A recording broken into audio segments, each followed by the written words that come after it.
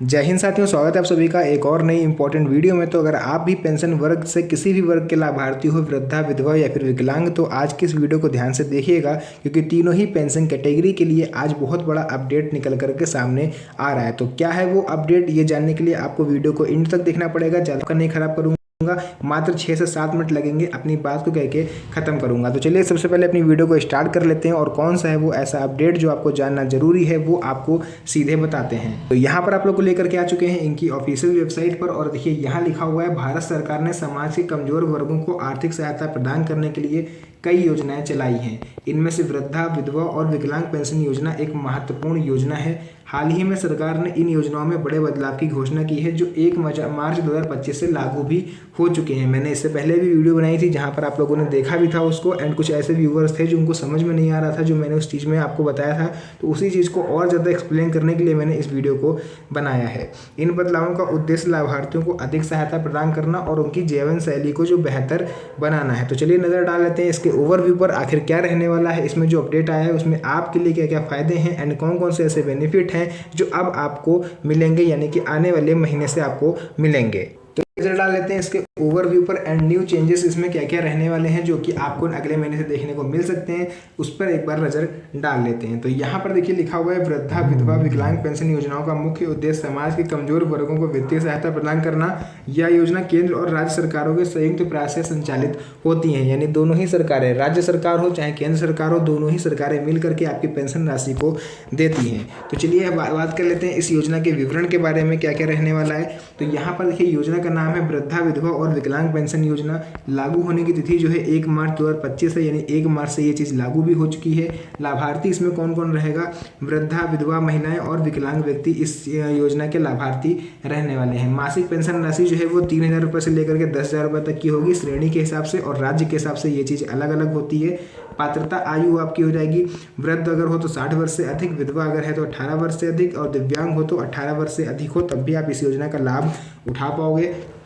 बात कर लेते हैं इसकी वार्षिक आय सीमा क्या रहेगी। अगर आप लोग 1 लाख रुपए से ज़्यादा की अर्निंग कर रहे हो पर ईयर, तो आप लोग इसके लिए एप्लीकेबल नहीं हो। उसके लिए आपको मिनिमम महीने का 8-9 हज़ार से नीचे की अगर आप अर्निंग कर रहे हो तभी आप इसके लिए पात्र हो।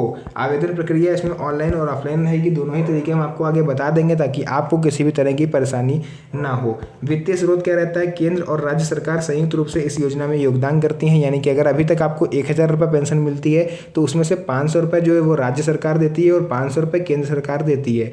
दोनों के पैसे मिला के 1,000 रुपये होते हैं, तब आपके अकाउंट में उस राशि को ट्रांसफर किया जाता है। तो कभी कभी पेंशन राशि में डिले इस वजह से हो जाता है कि राज्य सरकार तो पैसा दे देती है अपना समय पर, बट केंद्र सरकार नहीं देती। तो भाई 500 रुपये थोड़ी ना भेजेंगे आपके अकाउंट में, भेजेंगे तो पूरे। तो उसके लिए जब तक वो राशि उनको नहीं मिल जाती है तब तक वो लोग इंतजार करते हैं, जिसमें 2 से 3 महीने तक पेंडिंग चला जाता है। तो इस वजह से आप लोग की जो पेंशन राशि है वो 2-2, 3-3 महीने तक नहीं आती है। बट जो नया अपडेट है उसके हिसाब से अब आने वाले महीने यानी अप्रैल से अब आप लोग की पेंशन राशि एक भी महीने की होल्ड नहीं होगी, टाइम टू टाइम पेंशन आपके अकाउंट में पहुंचेगी। ऐसा केंद्र सरकार ने भी बोला है और सुप्रीम कोर्ट का भी ये सख्त आदेश है। सुप्रीम कोर्ट ने क्लियर शब्दों में कहा है कि बुजुर्ग यानी सीनियर सिटीजन हो चाहे कोई भी पेंशनर हो, उसको किसी भी तरह की कोई भी परेशानी नहीं होनी चाहिए। तो यहाँ पर सबसे पहले आपको दिखा देते हैं पेंशन राशि में जो बढ़ोतरी हुई है उसको लेकर के क्या अपडेट है। सरकार ने हाल ही में पेंशन राशि में बढ़ोतरी की घोषणा की है। यह बदलाव महंगाई को ध्यान में रखते हुए किया गया है। नई पेंशन राशि इस प्रकार है। वृद्धावस्था पेंशन देखिए जो पहले 1,000 रुपये थी उसको बढ़ा करके 1,500 रुपये किया जाएगा। विधवा पेंशन की बात कर लेते हैं, ये पहले 900 रुपये थी जिसको अब 1,400 किया जाएगा, यानी 500-500 रुपये की आपको हर एक कैटेगरी में इंक्रीमेंट देखने को मिलेगी। दिव्यांग पेंशन की बात करें तो ये 1,200 थी, इसको बढ़ा करके 1,700 रुपये तक किया जाएगा। इस बढ़ोतरी से लाभार्थियों को हर महीने अतिरिक्त सहायता जो है वो मिलेगी। तो हम लोग इसके एक बार पात्रता मापदंड देख लेते हैं कि कहीं ऐसा तो नहीं गवर्नमेंट ने इसके पात्रता मापदंड चेंज कर दिए हैं एंड आपको इसकी बढ़ी हुई पेंशन राशि का लाभ जो है वो ना मिल पाए। तो पात्रता मापदंड सबसे पहले हम लोग देखेंगे वृद्धावस्था पेंशन के लिए क्या रहने वाले हैं। तो अगर आपकी आयु 60 वर्ष या उससे अधिक है तो आप इसके लिए एप्लीकेबल हो। वार्षिक आय 1 लाख रुपए से कम होनी चाहिए। निवास संबंधित राज्य का स्थायी निवासी होना चाहिए। विधवा पेंशन की बात कर लेते हैं तो आयु 18 वर्ष या उससे अधिक होना चाहिए। वैवाहिक स्थिति पुनर्विवाह ना किया हो, यानी कोई ऐसी विधवा स्त्री जिसने दोबारा से शादी कर ली है, पुनर्विवाह कर लिया है, तो वो इस योजना के लिए एप्लीकेबल नहीं रहेगी। वार्षिक आय सीमा की बात करें तो 1 लाख रुपए से कम उसकी आय सीमा होनी चाहिए। यहाँ पर बात कर लेते हैं दिव्यांग व्यक्तियों के लिए भी सेम यही पात्रता रहेगी, उनकी भी 18 वर्ष से अधिक की एज होनी चाहिए।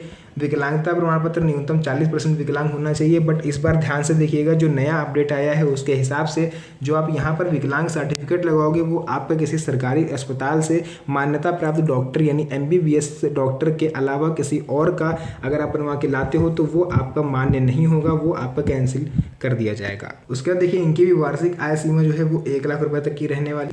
यहाँ पर कुछ ऐसी चीज़ें हैं जो आपको ध्यान देना जरूरी है एंड इसको आप लोग ध्यान से देखिएगा।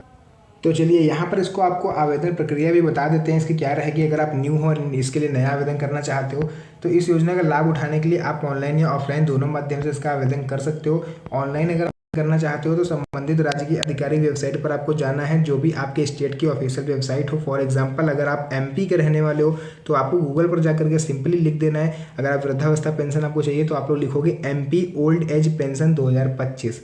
आपके सामने उस राज्य की ऑफिशियल वेबसाइट आ जाएगी एंड वहाँ से आप लोग इसके लिए आप आवेदन कर सकते हो। डॉक्यूमेंट्स अभी हम आगे आपको बता देंगे। तो अगर आप विकलांग के लिए आवेदन कर रहे हो तो आप लोग लिखोगे विकलांग पेंशन स्कीम, सेक्शन पर आपको क्लिक कर देना है। आवेदन फॉर्म जो भी आएगा आपको फिलअप कर देना है। डॉक्यूमेंट्स वगैरह जो भी मैं आगे आपको बताऊंगा उसको अपलोड कर देना है।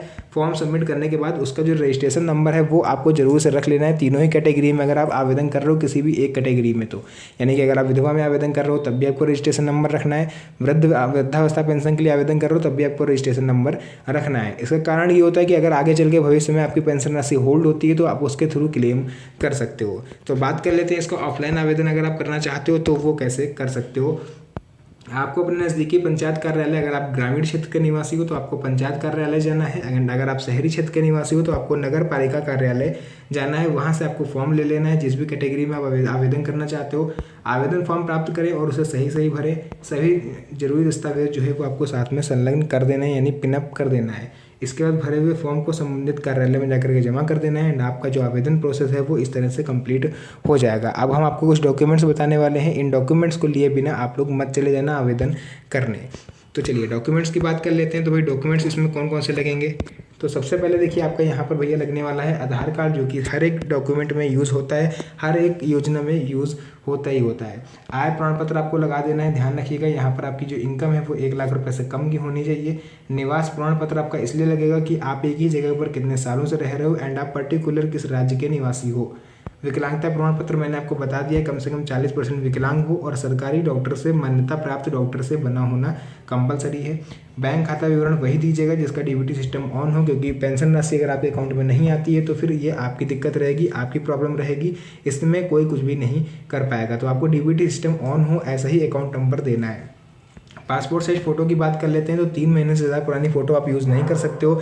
अगर आप इससे ज़्यादा पुरानी फ़ोटो यूज़ करते हो तो पेंशन में आपको प्रॉब्लम आ सकती है एंड आपकी पेंशन राशि आपको हो सकता है ना भी मिले, आपका आवेदन फॉर्म भी कैंसिल कर दिया जाए। तो फोटो अपलोड करते समय ध्यान रखिएगा कि जो फोटो हो वो करंट की फ़ोटो होनी चाहिए, यानी बहुत ज़्यादा 4 महीने तक 3 महीने तक आप फोटो पुरानी हो उसको यूज़ कर सकते हो, वरना कायदा तो नियम तो ये कहता है कि आपकी करंट तुरंत की ताज़ी अपडेट फ़ोटो आपको अपलोड करनी चाहिए। तो देखिए जो भी प्रोसेस था मैंने आपको क्लियर बता दिया कि कौन कौन से डॉक्यूमेंट लगेंगे, आप कैसे आवेदन कर सकते हो, कहाँ से आवेदन कर सकते हो, पेंशन राशि कितनी इंक्रीज़ हुई है, तो वो सब चीज़ें मैंने आपको क्लियर कर दी। एंड अगर आप लोग चाहते हो कि आगे आने वाले समय में भी आपको ऐसी जानकारी मिलती रहे तो चैनल को सब्सक्राइब जरूर कर लीजिएगा, क्योंकि ऐसी वीडियोज़ मैं आपके लिए बनाता रहता हूँ। तो मिलते हैं आप सभी से नेक्स्ट वीडियो में एक और अच्छी इंटरेस्टिंग मज़ेदार वीडियो के साथ। तब तक के लिए धन्यवाद। जय हिंद।